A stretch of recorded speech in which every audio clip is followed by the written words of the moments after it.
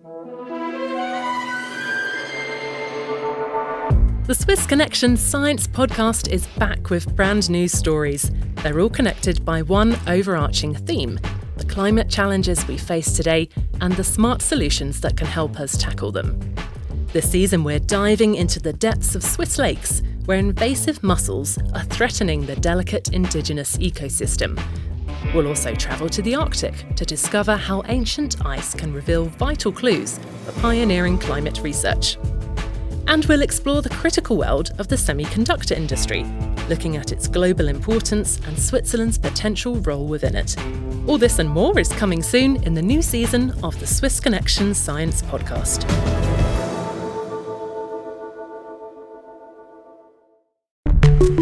Swissinfo Podcasts.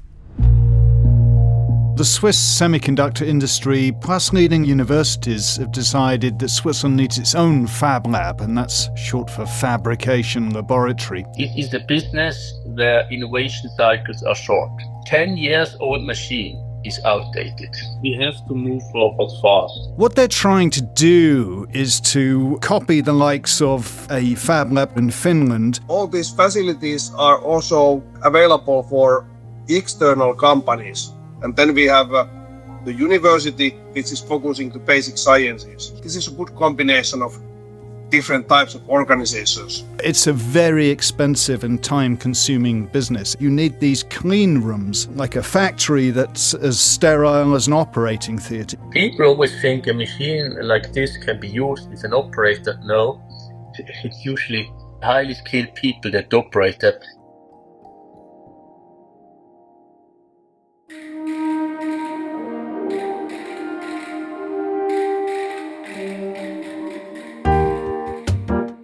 Countries are pumping billions into boosting their semiconductor industries, and Switzerland is no exception, with plans to build a new chip-making factory.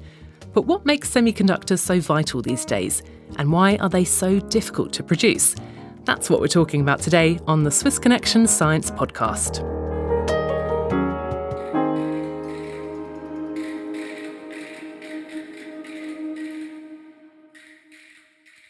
Welcome to this episode about semiconductors. I'm Jo Fahy. The Swiss private industry and public academia are joining forces under the Swiss Chip Alliance banner to focus attention on Switzerland's small, high-end semiconductor industry. The alliance wants to maintain Swiss semiconductor competitiveness as the industry grows worldwide. And I'm joined in the studio by our business and tech specialist, Matthew Allen, who's been investigating this field for quite a while now. Welcome, Matt. Hi, Jo. So Switzerland wants to ramp up the research and the production of semiconductors. What's the story here, Matt? Well, many people will have heard already of these huge semiconductor plants in Taiwan and the US and Korea. Well, the Swiss semiconductor industry plus leading universities have decided that Switzerland needs its own FabLab, and that's short for fabrication laboratory. So the project has been led by Swissmem, which represents the Swiss electrical engineering industry, plus the Federal Technical Institute's ETH Zurich and the Materials Testing Laboratory EMPA. And this in turn has attracted the attention of some commercial players such as Espros and Hitachi Energy, who already make semiconductors in Switzerland. Now, the idea is to combine research and production of a very niche, high-end type of semiconductor, the type of semiconductors or chips that are used in robotics, satellite communications, or self-driving vehicles. Okay, so they've definitely got big plans. But why exactly have semiconductors become so important at the moment? What can you tell us about that? Well, it's simply because the world is becoming more digital.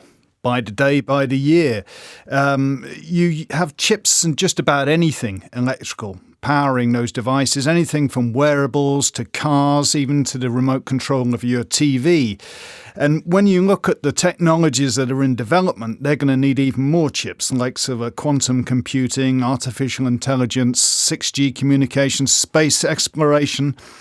And so a lot of countries have decided that they want a slice of the action. And for example, if you look at Italy, the Italian government is contributing 2 billion euros into a 5 billion fab lab in Sicily. You've got Micron Technology announcing it wants to build a 24 billion plant in Singapore.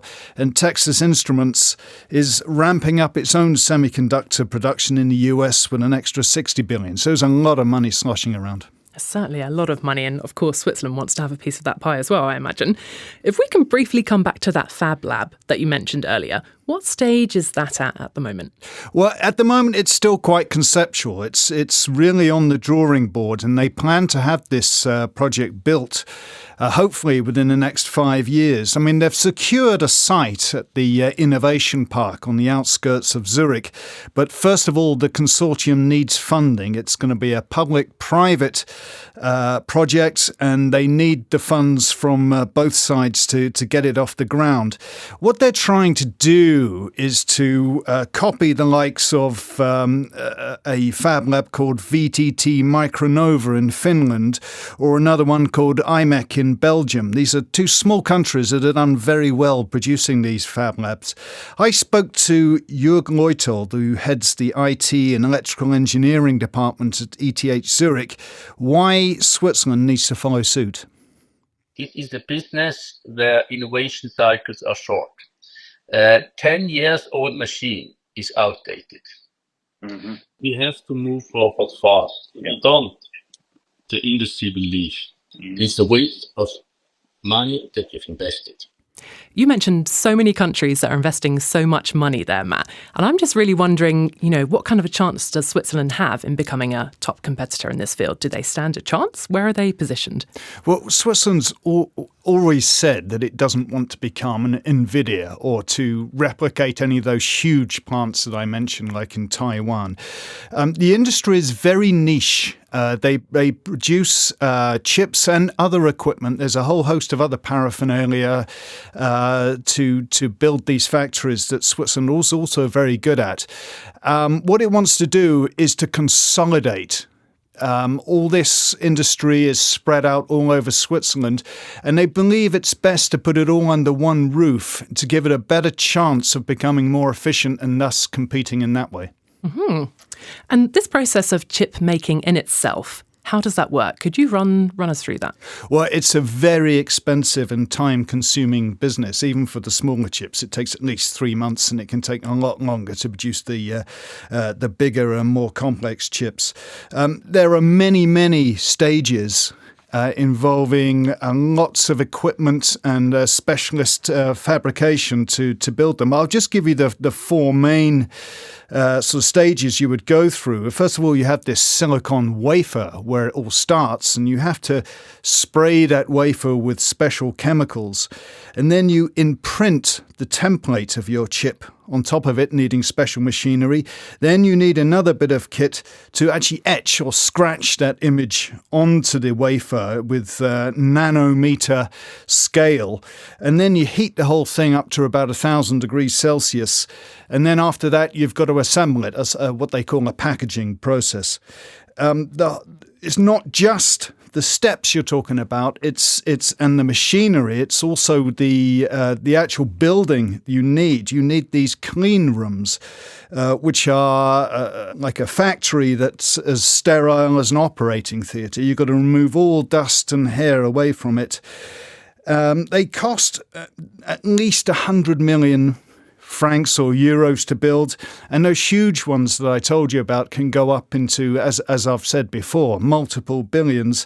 And then you need the machines to actually do these stages, and they can run anything from the tens to the hundreds of millions. So it's a very expensive, very complex business. It sounds like something that would also require a very specialised workforce as well. So I imagine it's not just terms of financial investment, but potentially Switzerland's also going to have to invest in kind of the training and recruitment of people to work in this field? Well, that's right. I mean, when Taiwan, which is famous for building these huge plants, the first thing they did after building them, or at the same time as building them, was to establish an education system which actually produce the engineers and the technologists needed to run these plants, because you, like in an operating theatre, you need special skills. Of course, the federal technology institutes are producing some of these technologists. I imagine part of this project will be to even ramp that up as well. And if we could kind of zoom in on the detail here, what would the Swiss chip laboratory look like? Give us a little bit of a picture of that. Well, it's centered around a 4,000 square meter clean room. And like I said, this is like a sterile room that has to be maintained also at a constant temperature and humidity. But around it, they're going to have research labs where scientists can conduct their research on the next generation of chips. They're also going to have office space for commercial players as well. So it's very much an academic and commercial kind of basis. So like I mentioned before, they're trying to model it on the Micronova of Finland. And I spoke to the person who runs this institute, called Jo Fahy. All these facilities are also available for external companies, not only Finnish companies, but companies all over the world. So we have US-based companies, Japanese companies, Central European companies, and then we are also offering research and development services for them. We are now expanding this facility, but what is also unique is that next to VTT's facility, there will be company-specific own clean rooms, so that companies can use their own equipment in their own clean rooms. It's very important that if you move from one clean room to another one, everything stays under the same conditions. So that, for example, the semiconductor devices are not taken out from the clean room. And that's very unique. There are not too many that kind of places in the world. Okay. And we also have the Aalto University research is also done in the same facility. So there is also some part of the clean room facilities operated by the Aalto University. So I think this is a nice combination that we have companies making products and the advanced research and development. Then we have VTT, we are doing applied research and development. And then we have the university, which is focusing to basic sciences. So I think this is a good combination of different types of organizations in the same place. So as you just heard, this is a place where small companies can rent workspace to do their work, and the large companies can actually have their own space set aside for them. And Jo Fahy predicts that those companies coming in to a new facility, actually they're building onto the side of the present facility, these companies will bring in around 500 million euros in extra funding. So again, the sums of money are quite spectacular. The FabLab supporters, the people who want to build the FabLab in Switzerland, realize that it is going to cost a lot in initial investment. But because of this sort of private money coming in, they're quite confident that the investment will be paid back in good time. And the Finnish model also shows the sense of combining research and production under one roof. Here's Jörg Leuthold of ETH Zurich again. If you have multiple clean rooms, you have high cost. The initial setting up is an initial investment. ETH could, by concentrating the clean rooms at one location, obviously save costs, increase the usage time, shorten the investment cycles by renewing the technology, and particularly you would have all experts at one location, not have them spread. Because people always think a machine like this can be used with an operator. No, it's usually very highly skilled people that operate them. If you spread them, you get step 3, but not step 4, you still fail. And you have to know, prices for this machine is getting increasingly expensive. We might get out of this competition if you don't do it. Then, when you have something that works, then you have to look ahead and you do research on the next generation chips. Now, this requires machinery that is expensive and that you will not buy unless you know that the process with this machinery works. Now, ETH is the location where you purchase the latest machinery and test them for the latest stuff. If we give access to the machinery to the industry, then first of all, the industry gets access at a lower price. Our usage time goes up and reduces the cost. So it sounds like they've got a very concrete plan in terms of both financing and how that whole place is really going to work even. So Matt, tell me, what's your prediction now then? Will Switzerland manage to stay competitive or even find its own niche in this vast area? Well, it must be noted Switzerland does have a semiconductor industry. It's not very well known. It's very niche and split up into different parts. I should imagine that Switzerland wants to keep it this way. They're not going to try and go into mass production of computer chips, but they're just going to go for this high-end niche stuff. And it's very similar in a way to the car industry in Switzerland. Switzerland doesn't build its own cars, but it has a very prominent industry in providing parts such as sort of chemical coatings or electrical devices for those cars. And they have a very strong collaboration with the car manufacturers. It's a very important industry for Switzerland. I can imagine that the semiconductor industry could grow into such a scale. But I do see the sense of consolidating all the different parts. And it's also worth noting that it's not just the chips that Switzerland makes. It's, as I mentioned before, we've got these clean rooms. They've got to be kept spotless at the right temperature. For that, you need sensors, you need vacuum valves, and there are the Swiss companies that produce that. So I would predict there's a pretty good chance that the semiconductor industry could sort of transform itself into the car industry in Switzerland and be pretty successful if they can pull off this FabLab and other ventures like it. Mm-hmm. Okay, well, it certainly seems like a worthwhile investment for this industry to try and move forward in that kind of way. And it's obviously a very exciting time for computer technology at the moment anyhow. So Matt, thank you so much for being with us today. Thanks, Jo. So at the Swiss Connection Science podcast, we're now taking a small break while we're working on our new and very exciting stories. But don't worry, we'll be back soon with a brand new season. And until then, if you haven't already heard them, you can scroll back in your feed and listen to our previous episodes. We have a very big variety of science stories ranging from AI, tech to climate research and even medicine as well. You can find even more science stories on our website, swissinfo.ch. And if you like what you hear, please leave us a review wherever you get your podcasts.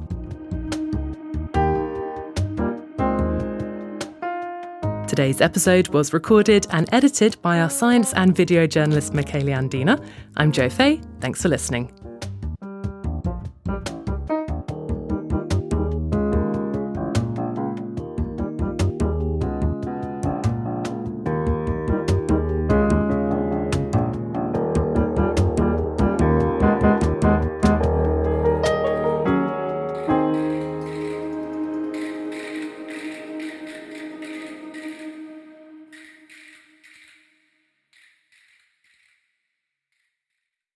Hello, this is Jo Fahy from the Swiss Connection Science podcast. You're about to hear our new investigative podcast series, Lost Cells. It weaves together personal accounts from families in Spain, Serbia, Italy and beyond as they deal with the promises and failures of private stem cell banking. It's a global story with Switzerland at its heart. I hope you enjoy listening to it.